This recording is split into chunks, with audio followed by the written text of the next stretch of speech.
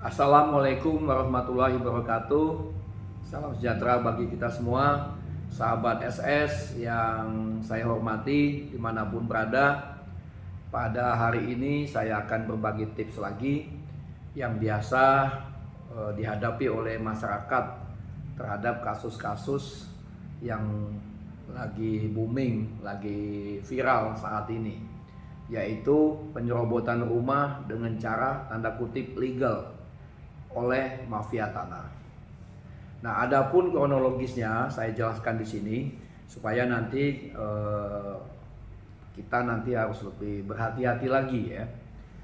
Kronologisnya adalah ada seorang ibu rumah tangga yang sudah cukup umur ya, sudah agak tua, bernama saya sebut saja Y. Jadi dia mengiklankan rumah untuk dijual. Nah, dari iklan itu datanglah seorang A. Jadi pura-pura ingin membeli.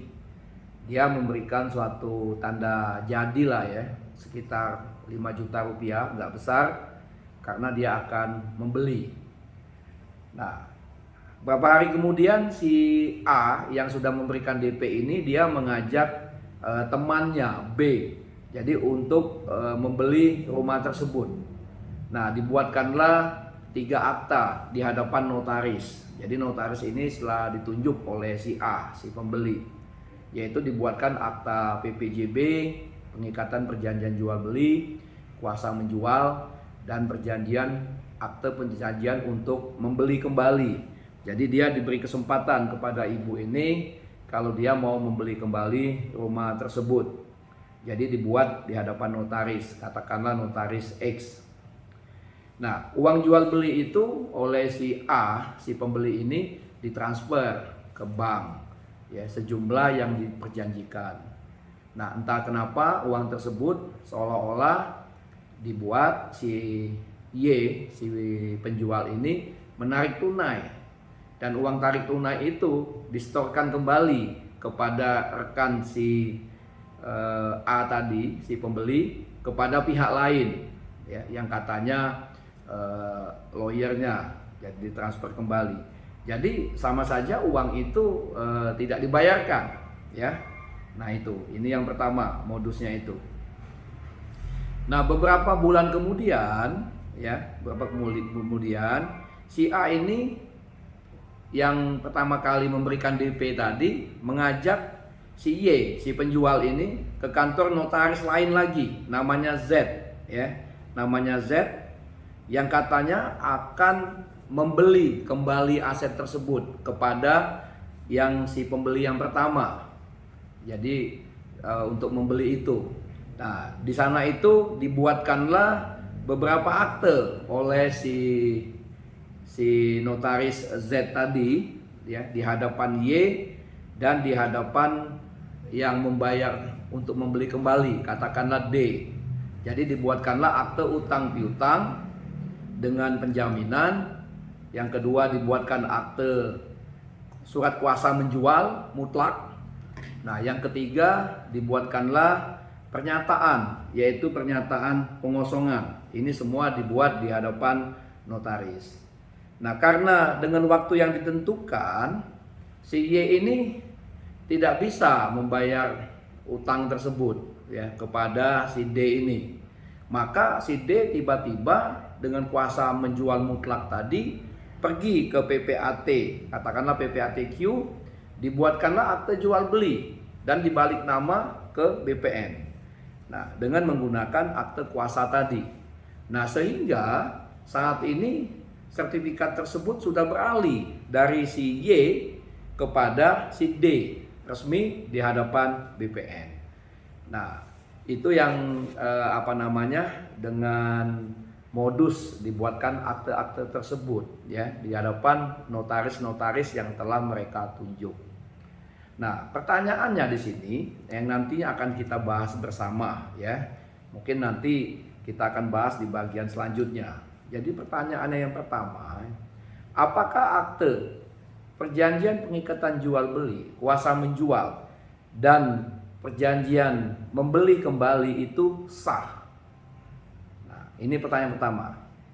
Apalagi uang yang telah ditransfer tersebut Nyatanya saat ini di rekening si Y, si penjual itu kosong. Jadi diambil kembali. Nah, sehingga nanti ini perlu menjadi pembahasan. Yang kedua, bagaimana perbuatan hukum akte-akte tersebut dapat tiba-tiba dialihkan ke pihak lain ya, dengan akte-akte utang piutang, kuasa menjual dan pernyataan. Nah, sementara apakah ada hubungan hukum antara pembuat akte yang pertama, yaitu pembeli dengan menggunakan BPJB, dengan akte utang piutang tersebut? Siapa yang menyerahkan sertifikat? Karena sertifikat itu sudah dibayar secara formil, walaupun uangnya kosong, ada bukti transfer saja kepada dari A kepada Y. Nah, sekarang ini dialihkan lagi. Kok dari si A dialihkan kepada si D yang memberikan hutang. Nah, ini hubungan hukum ada tidak? Sementara apakah akte yang pertama itu sudah dibatalkan atau sudah selesai atau belum? Nah, ini juga menjadi kajian pertanyaan kita. Nah, siapa yang seharusnya menyerahkan sertifikat?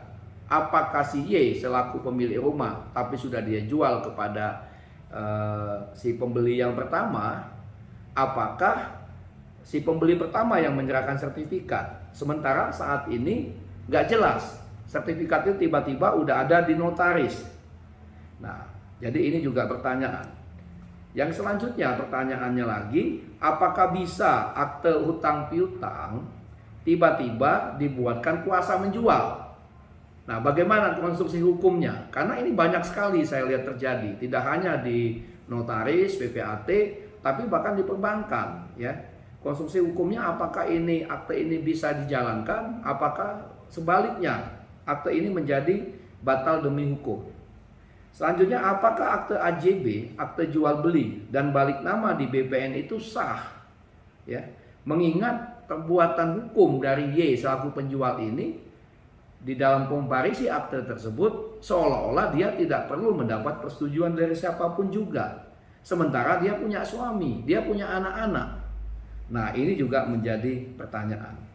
Nah, untuk itulah ke depan ya, kita memang di dalam menanggapi kasus-kasus ini yang marak terjadi di masyarakat perlu berhati-hati sekali, karena banyak banget sekarang modus-modus seolah-olah membeli tapi nyatanya itu bohong dengan menggunakan notaris ya, seolah-olah itu legal.